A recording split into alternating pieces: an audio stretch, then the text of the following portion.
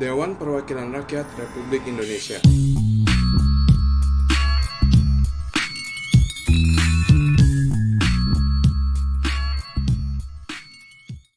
Di benak masyarakat, DPR seringkali diasosiasikan dengan konotasi negatif.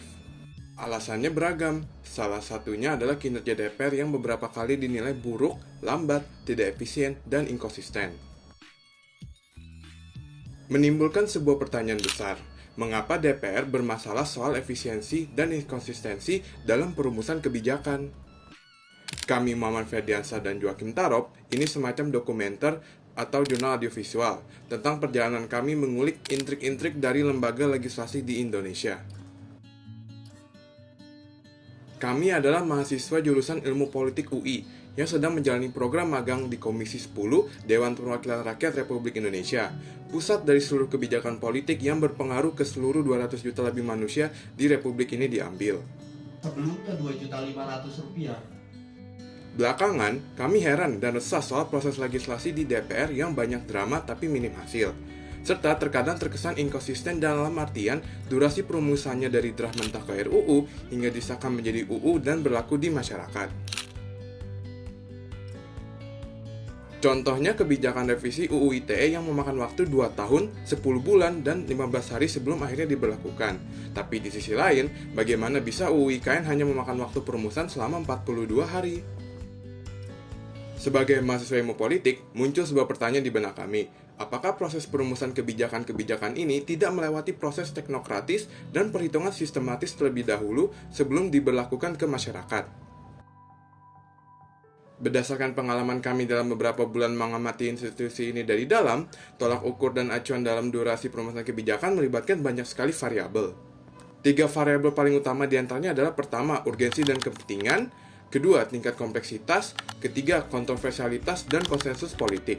Rupiah sekarang naik menjadi 14 juta.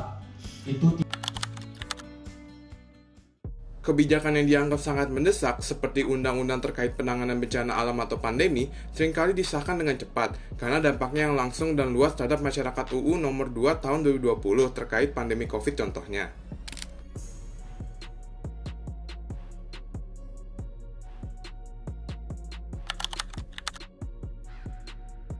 Kebijakan yang sederhana dan tidak banyak memerlukan perubahan besar atau koordinasi antar berbagai sektor biasanya lebih cepat diselesaikan.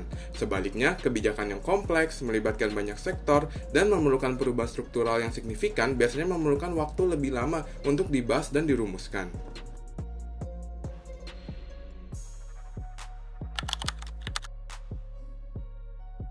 Kebijakan yang didukung oleh mayoritas partai politik dan tidak banyak menimbulkan perdebatan atau kontroversi biasanya lebih cepat disetujui. Sebaliknya, kebijakan yang kontroversial, banyak perdebatan, dan sulit mencapai konsensus politik di antara partai-partai bisa memakan waktu bertahun-tahun untuk disahkan.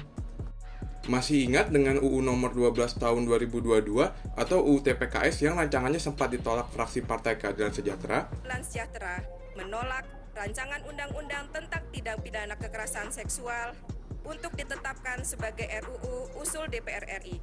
Bukan karena kami tidak setuju perlindungan terhadap korban kekerasan seksual. Namun, ada satu variabel lainnya yang terkadang malah menjadi yang paling efektif sehingga proses legislasi berlangsung dengan cepat, yaitu tekanan publik dan media.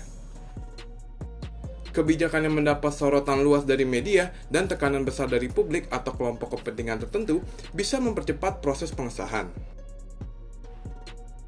Kata viral seakan sebuah magic word yang mampu membangunkan pejabat untuk bergerak cepat. Tanpa mengurangi rasa hormat, kami menduga ini mengandung muatan politik pencitraan untuk menjaga wajahnya di depan publik. Semua tentang politik adalah hal yang dinamis dan kadang penuh dengan intrik ironis. Termasuk soal efisiensi proses legislasi, yang tak akan lepas dari faktor politis. Sebagai masyarakat, janganlah apatis dan tetaplah kritis.